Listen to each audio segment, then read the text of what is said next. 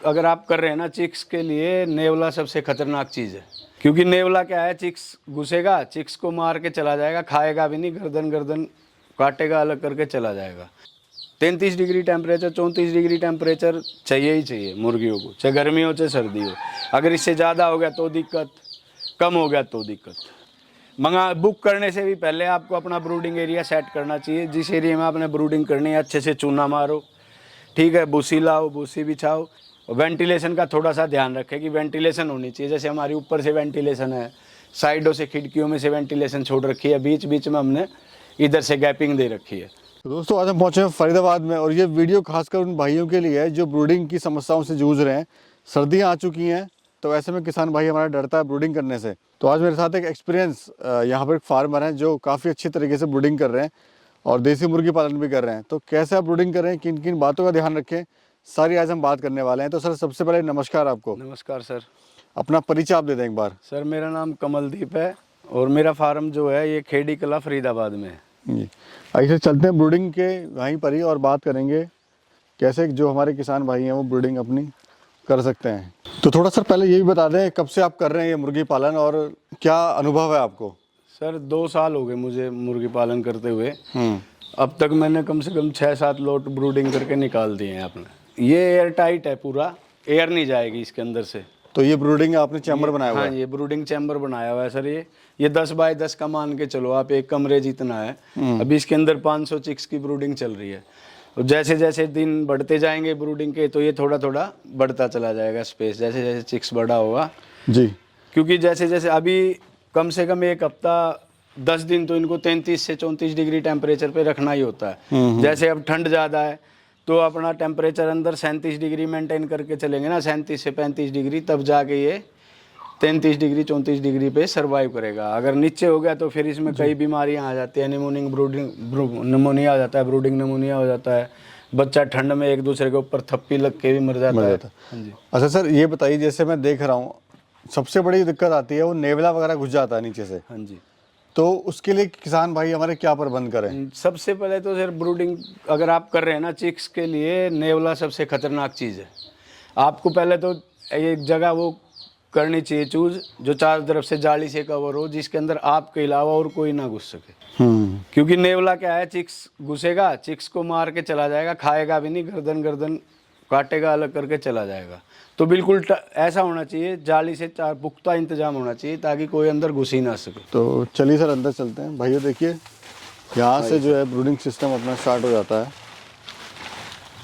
आइए जी बताइए, पहले सर एरिया बताइए कितना आपका ये एरिया? 10 बाय 10 का है जी समथिंग। क्योंकि ज़्यादा हमने मेजरमेंट तो हम करते नहीं है जी। मतलब अभी क्या है कि शुरुआत में 500 चिक्स है। 500 चिक्स के लिए दीवार के साथ खड़े हुए 500 चिक्स के लिए ना ये एरिया सफिशिएंट है, ज़्यादा ही है जी। अगर इसको हम और कम करते तो टेम्परेचर और बढ़िया मेंटेन हो जाता है। ठीक है। अभी ये क्या है कि बार बार ये हटाने से तो मैंने पूरा कर दिया। 2 भट्ठी मेरे पास लगी हुई है जी, तो मेरा टेम्परेचर बढ़िया मेंटेन हो रहा है। अच्छा भैया जैसे ये देख रहे हैं आपने भट्टियां 2-2 लगाई हुई हैं, साथ में आपने ये भी लगाया हुआ है, ये गैस ब्रूडर है सर। गैस ब्रूडर भी लगाया हुआ है आपने जी। तो ज़रूरी कितना होता है, कैसे आप टेम्परेचर मेंटेन कर रहे हैं और कैसे हमारे किसान भाई पता लगाएं कि भाई कितना टेम्परेचर चाहिए और कब कब चाहिए? ऐसा टेम्परेचर गर्मी हो या सर्दी हो, ब्रूडिंग के टाइम पे तो 33 डिग्री टेम्परेचर तो कम से कम होना ही चाहिए ब्रूडर का। क्योंकि इनको ना 33 डिग्री टेम्परेचर 34 डिग्री टेम्परेचर चाहिए ही चाहिए मुर्गियों को, चाहे गर्मी हो चाहे सर्दी हो। अगर इससे ज़्यादा हो गया तो दिक्कत, कम हो गया तो दिक्कत।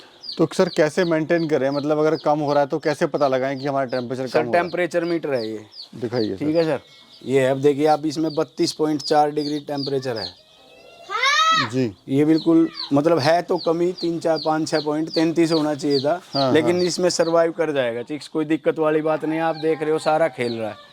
अगर इसमें टेम्परेचर मेंटेन नहीं होता ना, एक दूसरे के ऊपर थप्पी लगा के ये बैठ जाते और दब के नीचे वाले चिक्स दबने से जी मोर्टेलिटी हो जाती है उनकी। अच्छा सर जैसे कोई चूजा लेके आ रहा है, शुरुआत में क्या तैयारियां करे ताकि, क्योंकि लगता है कि जैसे कोई चूजा आया तो किसान भाई बाद में तैयारी करते हैं। हाँ जी। और समय इतना होता नहीं है, तो तैयारियां क्या क्या कर लें पहले? सर ऐसा है, देखो चूजा लाने से पहले तो पूरी तैयारी होनी चाहिए। चूजा तो सबसे लास्ट की बात है। बुक करने से भी पहले आपको अपना ब्रूडिंग एरिया सेट करना चाहिए। जिस एरिया में आपने ब्रूडिंग करनी है अच्छे से चूना मारो, ठीक है, भूसी लाओ, भूसी बिछाओ। अब जैसे इसमें 2 से 3 इंच भूसी बिछी हुई है। जी सर, दिखा दीजिए क्या होती है भूसी, ये चावल की जो भूसी नए है हमारे सर। फार्मर भाई हैं। ठीक है जी, ये आम सेलर पे कहीं भी मिल जाती है, 600 रुपये क्विंटल हमारे यहाँ तो इसका रेट। जी ठीक है, 2 से 3, अगर सर्दियाँ हैं तो 2 से 3 इंच, गर्मी है तो 1 इंच में ही ब्रूडिंग हो जाती है। अपना डिसइंफेक्ट करें उस जगह को अच्छी तरीके से, पूरा टाइट करें ताकि बाहर से हवा अंदर ना आए। और वेंटिलेशन का थोड़ा सा ध्यान रखें कि वेंटिलेशन होनी चाहिए। जैसे हमारी ऊपर से वेंटिलेशन है, साइडों से खिड़कियों में से वेंटिलेशन छोड़ रखी है, बीच बीच में हमने इधर से गैपिंग दे रखी है, जो गर्मी है वो भी जाती रहे। बाहर निकलती रहे। धुआं है बुरिश का थोड़ा बहुत, जब जलती है भट्ठी तो बाहर निकलता रहे वो। अच्छा सर, इसमें क्या क्या डाला हुआ है आपने, इसमें क्या डाला सर है? ये क्या डाली बुरादे की भट्ठी होती है, ये आम मिल जाती है कहीं पे भी। जी जब पोल्ट्री का एरिया होता है जहाँ पे पोल्ट्री फार्म होते हैं, इसके अंदर बुरादा चलता है। 5 रुपए किलो कॉस्ट आती है सर बुरादे की। जी जी अब अगर आप सिलेंडर लगाओ कि एक आदमी के पास अमूमन 3 से 4 सिलेंडर होते हैं, अगर मैं इसको 24 घंटे चलाऊंगा तो मेरे एक सिलेंडर एक दिन चलता है सर ये। तो 21 दिन चलाना मतलब 21 सिलेंडर, बहुत कॉस्टली पड़ जाता है। जी। तो ये मेरे को सस्ता पड़ता है, और लाइट से भी सस्ता यही पड़ता है। और सर रात में जैसे आपको नींद भी आएगी, फार्मर भाई थक जाते हैं, सो जाते हैं, तो रात में क्या करें, इनकी चौकसी वगैरह कैसे करें? सर चौकसी तो ऐसा है, देखो ब्रूडिंग के टाइम पे तो बच्चे का बिल्कुल अच्छी तरीके से अपने बच्चों की तरह ध्यान रखना पड़ता है। मैं बाहर, आपने देखा होगा मेरी खाट लगी हुई है, मैं बाहर ही सोता हूँ। बस ये करना है कि एक बार आप अपना टेम्परेचर मेंटेन कर दो। आपको लगे कि भैया मेरा 34 डिग्री टेम्परेचर है, आप अपना बच्चा था आराम से खेल रहा है, थप्पी नहीं लग रही, घूम फिर रहा है, दाना खा रहा है, अपना बाहर जाके सो जाओ। 1-2 घंटे में आदमी की अमूमन आँख खुली जाती है, और मुर्गियाँ शोर करती हैं तो खुलती रहती है आँख। तो जिस टाइम आँख खुले आके चक्कर मार लो, देख लो सब कुछ सही है, बढ़िया, फिर अपना जाके सो जाओ। तो ये इस तरह से कितना समय लगता है सब चीज़ों को करने में, मतलब कितने दिन की मेहनत है इस तरह की, रात में जगना? 21 दिन की है सर। 21 दिन तो आपको ऐसे करना ही पड़ेगा। गर्मियों में तो 15 दिन में भी काम चल जाता है, लेकिन सर्दियों में तो 21 दिन कम से कम। और ये खाना वगैरह दाना सर कब लेना स्टार्ट करते हैं ये? सर ऐसा होता है, मैं आपको शुरू से बता देता हूँ डिटेल। हमारा चूजा आता है जी, तो कई लोग तो मतलब गुड़ का पानी लगाते हैं आते ही पहले चूजे को, लेकिन मैं क्या करता हूँ, मैं हर्बल मेडिसिन है इजी ब्रूड के नाम से, वो डालता हूँ। उसमें सिरका वगैरह देने की जरूरत नहीं पड़ती। आया, बच्चे को पानी रखा, अखबार बिछा के, अभी मैंने आज ये अखबार हटाया है, ये 3रे दिन का बच्चा है, 2 दिन अखबार बिछा के रखते हैं। तो बच्चे को पहले पानी रखा, 1-2 घंटा बच्चा आता है, पानी पीता है, जो स्ट्रेस होता है सफ़र का वो ख़त्म हो जाता है बच्चे का। उसके बाद अखबार में हम प्री स्टार्टर तो नहीं डालते शुरू में, मक्का बारीक पिसा हुआ शक्कर के दाने के बराबर, या फिर सूजी बिखेर देते हैं, बच्चा चूकता है उसको। आज जैसे अब बच्चा आया, सूजी बिखेर दी एक रात, अगले दिन से फिर उसी अखबार में प्री स्टार्टर डाल दिया, बच्चा खाने लग जाता है। फिर धीरे धीरे अपना फीडर लगा दिए। दिखा दी सर एक बार क्या चीज़ है जो खिला रहे हैं आप इनको? सर प्री स्टार्टर है ये अच्छा, कंपनी का। तो ये क्या रेट पड़ता है सर? सर ये 2100 रुपये का बैग है, 50 किलो का। तो वो कितने चूज़ों के लिए कितना बहुत है सर? सर ऐसा है, देखो अगर आप 500 रखते हो ना, 15 दिन तो आपको प्री स्टार्टर पे रखना ही पड़ता है। 2 बैग तो मान के चलो आप, 1.5 बैग ही लगता है वैसे तो, 2 बैग मान के चलो आप। 2 बैग आपकी ज़रूरत पड़ जाएगी हाँ इसमें। जी, हाँ जी। ठीक है। फिर उसके बाद 15 दिन स्टार्टर, 3 बैग स्टार्टर के मान लो, क्योंकि बढ़ेगा तो इसकी डाइट भी बढ़ेगी। जी जी। 3 से 4 बैग स्टार्ट। आप देखो पसीना आया हुआ है, हाँ। कितना टेम्परेचर मेंटेन है, ये देखिए जी। ये कितने दिन का है ये? ये सर 3रा दिन है आज इसका। अच्छा अच्छा, हाँ जी, ये 3रा दिन है, मतलब हेल्थी लग रहा है बच्चा। हाँ जी। अच्छा सर, ये कैसे पता लगाएं कि हमारा जो बच्चा है वो हेल्थी है नहीं है? सर जब बच्चा आता है ना, आप 5 बच्चों का वेट कर लो। इसका अमूमन बच्चा 40 ग्राम का होता है जी। 35 से 40 ग्राम के बीच में होना चाहिए, तो आप समझ जाओगे बच्चा ठीक है। देखता रहे, मतलब ये थोड़ा सा करना पड़ेगा आपको। हाँ जी, मैं दिखा देता हूँ वेट के। बेटा 5 उस पनोल लेके 5 डाल। जब ये मेरे चिक्स आए थे 3 दिन पहले, तो ये 195 ग्राम था इनका वजन, 5 का। जी जी।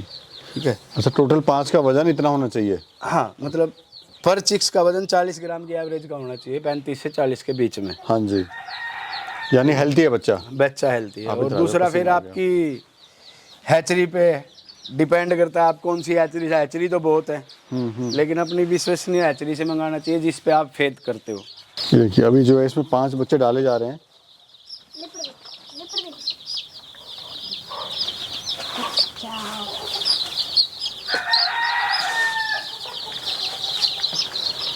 दिखाइए कितने बच्चे हो गए, एक बार देख लेते हैं। गिनती करो, 5 टोटल है सर, 5 है। 5 बच्चे हैं। हाँ जी। ठीक है जी। अब ये कांटा 0 है,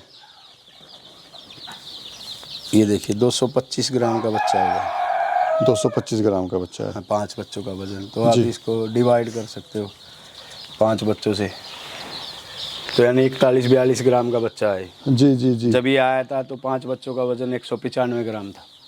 यानी हेल्थी हैं बच्चे, स्वस्थ हैं बिल्कुल।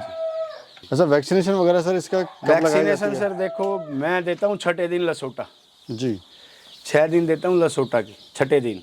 जी। उसके बाद लोग तो कहते हैं गंबारो, में गंबारो नहीं करता 14वें दिन वाली, मैं फिर 21वें दिन इनको बूस्टर देता हूँ।